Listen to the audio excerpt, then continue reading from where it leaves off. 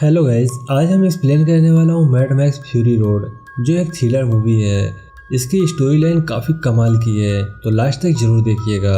Movie की शुरुआत में एक रेगिस्तान को दिखाया जाता है, जहाँ पर हम मैक्स नाम के एक आदमी को देखते हैं, जो काफ़ी सालों पहले एक पुलिस अफसर हुआ करता था। एक दिन दुनिया के बीच में न्यूक्लियर वार शुरू हुआ, जिसके कारण काफ़ी सारे देश तबाह हो गए और काफ़ी लोग मारे गए, जिसमें मैक्स का परिवार भी मारा गया था। और वही न्यूक्लियर वार के कारण अर्थ अब एक बंजर जमीन बन चुकी थी, जहाँ पे न तो खाना था और न ही पीने के लिए पानी। काफी सालों तक ऐसे ही चलता रहा और जो भी बचे हुए इंसान थे, उसमें भी जो पावरफुल थे, उन्होंने खाना पानी और बाकी के रिसोर्सेज जमा कर लिए और उन्होंने अपना एक कबीला खड़ा किया। अब वो उस कबीले के लीडर बन गए थे।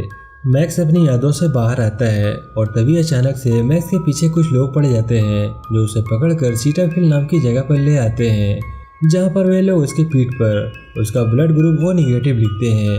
लेकिन तभी मैक्स वहाँ से भाग जाता है, मगर वो लोग मैक्स को एक बार फिर से पकड़ लेते हैं। जिसके बाद हम इस कबीले को देखते हैं, जहाँ पे काफ़ी सारे लोग थे और उनका लीडर था इमोर्टल जो कि काफ़ी खतरनाक था। इमोर्टल जो कि खुद की एक वार बॉयज नाम की आर्मी भी थी, यहाँ पर जो पूरे सफ़ेद रंग का होता है और सांस लेने के लिए उसे खास तरह के मास्क की जरूरत पड़ती है। दरअसल यहाँ पर जो और उसकी सेना के लोगों को न्यूक्लियर रेडिएशन के कारण एक तरह की बीमारी होती है, जिसमें उन्हें ताकत देने के लिए दूसरे के खून की जरूरत पड़ती है। और इसीलिए ये लोग मैक्स जैसे लोगों को पकड़ते हैं, जो कि कबीले में काफ़ी म्यूटेड लोग होते हैं। रेडिएशन के कारण वो अपने कबीलों वालों के लिए कुछ भी नहीं करता था, इसीलिए सब उससे गुस्सा रहते हैं। तभी जो ऊपर से इन सब के लिए पानी छोड़ता है, जो लेने के लिए लोगों में भगदड़ मच जाती है। वहीं दूसरी तरफ हम फ्यूरियोसा नाम की लड़की को देखते हैं, जो कि काफ़ी खतरनाक फाइटर होती है। एक दिन इमोर्टल जो उसे कुछ लोगों के साथ गैस टाउन नाम की जगह से फ्यूल लाने के लिए भेजता है और इनके लोग बड़े बड़े टैंकर लेकर उनके कबीले से निकलते हैं। इमोर्टल जो अपनी दूरबीन से उनके ऊपर नजर रखे होता है, लेकिन जब ये लोग रास्ते में होते हैं तभी अचानक से फ्यूरियोसा अपने ट्रक को दूसरी दिशा में घुमा लेती है, जो कि अनएक्सपेक्टेड था। ये देखते ही इमोर्टल समझ जाता है कि कुछ तो गड़बड़ है और वो सबसे पहले अपने पत्नियों के कमरे में जाता है। उसकी 5 पत्नियां थीं और सभी प्रेग्नेंट होती हैं, लेकिन अभी इस कमरे में कोई नहीं थी, यानी फ्यूरियोसा इनकी पत्नियों को अपनी गाड़ी में डालकर भाग गई है। ये देखकर जो काफी गुस्सा हो जाता है और अपनी सेना के साथ फ्यूरियोसा को पकड़ने के लिए चला जाता है। इधर हम नक्स नाम के एक बॉय को देखते हैं, जिसके गाड़ी के आगे मैक्स को बांध कर रखा हुआ था। वहीं मैक्स के शरीर में एक पाइप लगा रहता है, जो नक्स को ब्लड प्रोवाइड कर रहा था। इमोर्टल जो कि सेना में एक गाड़ी पे पूरे लाउड स्पीकर लगे हुए थे और उसके ऊपर उसी का बंदा गिटार बजा रहा था, जिसमें से आग निकल रही थी। ये अटैक मानो उसकी सेना के लिए एक फेस्टिवल था। दूसरी तरफ फ्यूरियोसा का ग्रुप एक कबीले में घुस जाता है और तभी उस कबीले के लोग उस पर हमला करते हैं, मगर फ्यूरियोसा के साथी उस कबीले को मार देते हैं। और तभी वहाँ पे जो का ग्रुप भी आ जाता है, जो कि फ्यूरियोसा के गाड़ी पर हमला करने लगते हैं। तभी इनकी नज़र पड़ती है एक तूफान पर, जो सामने से आ रहा होता है। इधर नक्स की गाड़ी का एक टायर पंचर हो जाता है, इसलिए गाड़ी के वजन को एक जैसा करने के लिए नक्स अपने एक साथी को कहकर मैक्स का हाथ कटवाता है और उसे गाड़ी के पीछे लेकर जाने को कहता है। लेकिन मैक्स उस लड़के को मार देता है जो उसका हाथ काटने आया था। इधर फ्यूरियोसा अपनी गाड़ी लेकर तूफान के अंदर चली जाती है और नक्स भी अपनी गाड़ी लेकर तूफान के अंदर चला जाता है। वो किसी भी तरह फ्यूरियोसा को रोकना चाहता था, ताकि ऐसा करके वो जो की नजरों में ऊपर उठ सके, और इसीलिए नक्स अपनी पूरी गाड़ी के अंदर पेट्रोल गिरा देता है, ताकि गाड़ी में धमाका करके वो फ्यूरियोसा की गाड़ी को रोक सके। पर इसके पहले कि नक्स ऐसा करे, मैक्स उसका हाथ पकड़ लेता है और तभी नक्स की गाड़ी जाकर सीधा फ्यूरियोसा की गाड़ी से टकरा जाती है, जिसके कारण नक्स की गाड़ी पलट जाती है। ये लोग तूफान थमने का समय देखते हैं। इसके बाद हम अगली सुबह देखते हैं, जहाँ तूफान थम चुका था, लेकिन नक्स की मौत हो चुकी थी। अब मैक्स अभी भी जंजीरों में बंधा हुआ था, इसीलिए मैक्स नक्स की लाश लेकर फ्यूरियोसा के पास जाता है। अब मैक्स फ्यूरियोसा को बंदूक दिखाकर अपनी जंजीर खोलने के लिए कहता है, पर तभी फ्यूरियोसा मैक्स पर हमला कर देती है।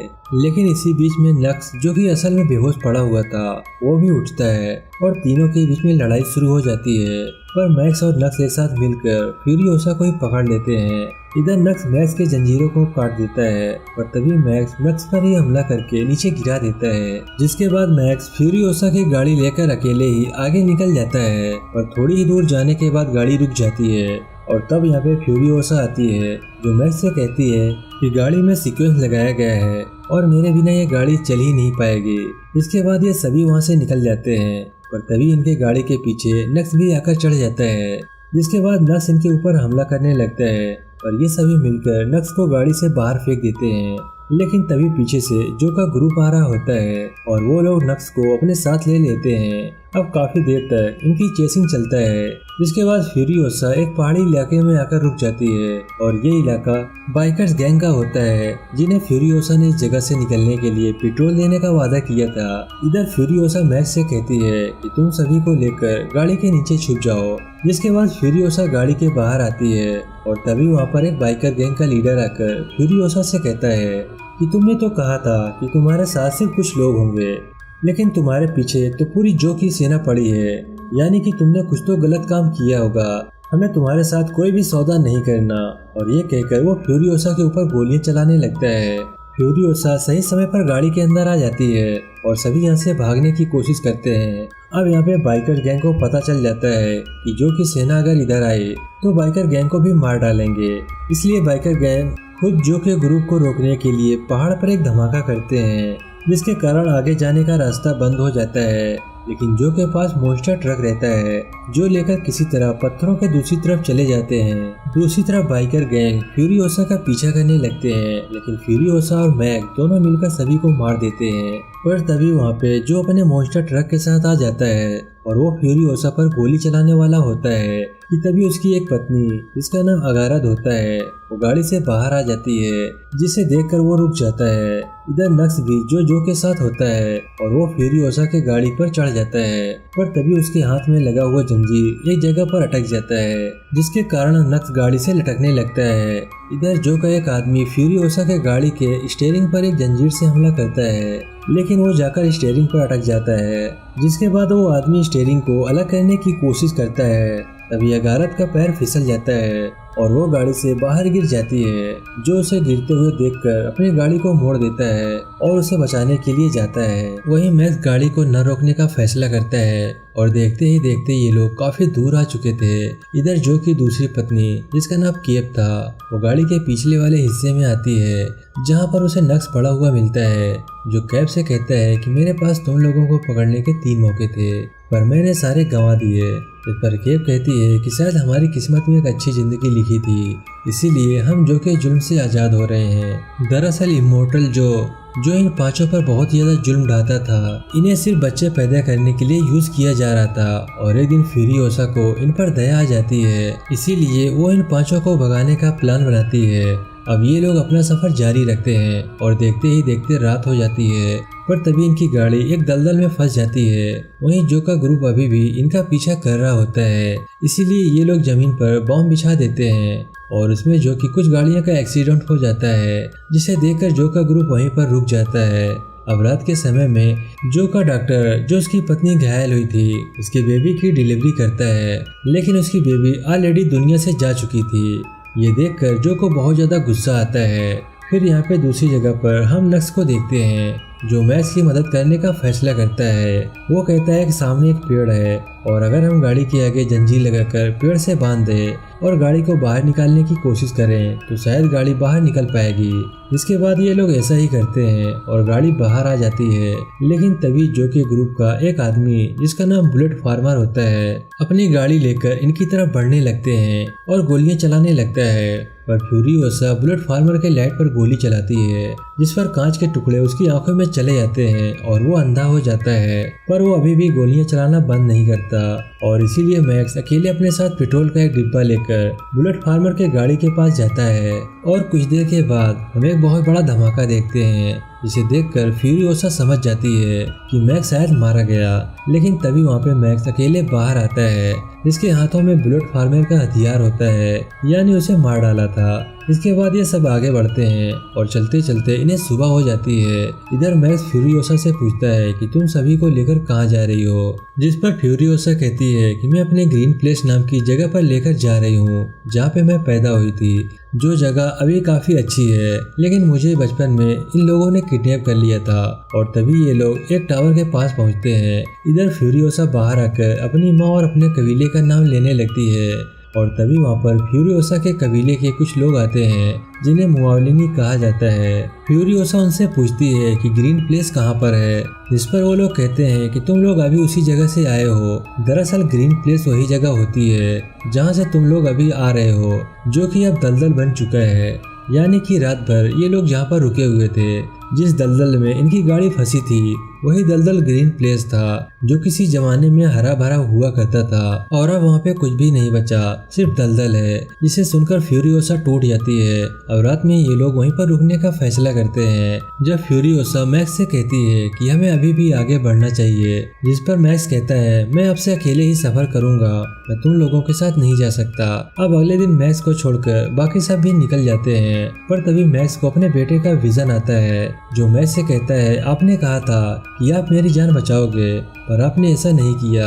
जिसे सुनकर मैक्स अपना इरादा बदल देता है और वो गाड़ी लेकर वापस से फ्यूरियोसा के पास जाता है और कहता है मैं तुम्हारा साथ देने के लिए तैयार हूँ। हमारे रहने के लिए सिर्फ सिर्टा वैली ही ऐसी जगह है जो काफी अच्छी है, जहाँ पे पानी भी है और खाने का सामान भी है, और जो अभी अपनी आधी से ज्यादा सेना के साथ है। इसका मतलब ये हुआ कि हम सिर्टा वैली पर कब्जा कर सकते हैं। सिटाडेल यानी ये वही जगह होती है जिसका लीडर इमोर्टल जो था, अब वो अपने आधे से ज्यादा सेना के साथ रास्ते पर था, यानी उस जगह का लीडर अब कोई नहीं था। इसीलिए मैक्स और फ्यूरियोसा उस जगह पर अपना कब्जा करने का सोचते हैं। अब ये सुनकर सभी मैक्स के साथ चलने के लिए मान जाते हैं। इधर जो का ग्रुप मैक्स के ग्रुप को वापस जाते हुए देखता है और वो काफी शातिर होता है और वो समझ जाता है कि ये लोग सिटाडेल पर कब्जा करने वाले हैं। इसीलिए अपने लोगों को मैक्स के रोकने के लिए चला जाता है। इधर जो का ग्रुप फ्यूरियोसा के कबीले के 5 लोगों को मार देता है। वहीं फ्यूरियोसा और मैक्स भी काफी घायल हो जाते हैं और तभी ये लोग इमोर्टल जो की एक पत्नी जिसका नाम टोएस था, उसे पकड़ लेते हैं और जो उसे अपनी गाड़ी में लेकर चला जाता है। पर ये देखकर फ्यूरियोसा जो की गाड़ी में जाती है और वो जो का मांसी निकाल देती है। अब जो को बीमारी रहती है, जिसके कारण वो बाहर की सांस नहीं ले सकता था और जैसे ही वो सांस लेने लगता है वो मारा जाता है।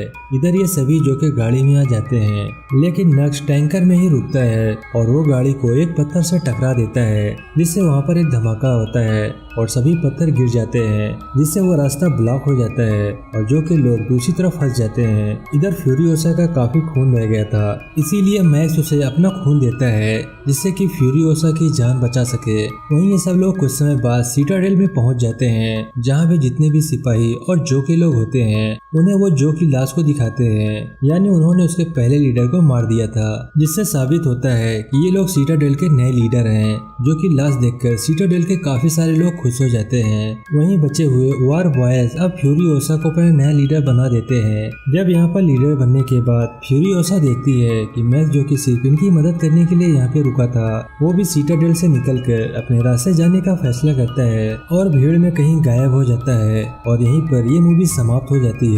आई होप कि वीडियो आपको पसंद आया होगा। वीडियो अच्छा लगा तो एक लाइक जरूर करते हैं और अभी तक हमारे चैनल को सब्सक्राइब नहीं किया है, प्लीज चैनल को सब्सक्राइब करके बेल आइकन को प्रेस कर लें, ताकि हमारे आने वाली वीडियो की नोटिफिकेशन आपको सबसे पहले मिले। मैं मिलता हूँ आपसे नेक्स्ट वीडियो में, तब तक के लिए बाय बाय।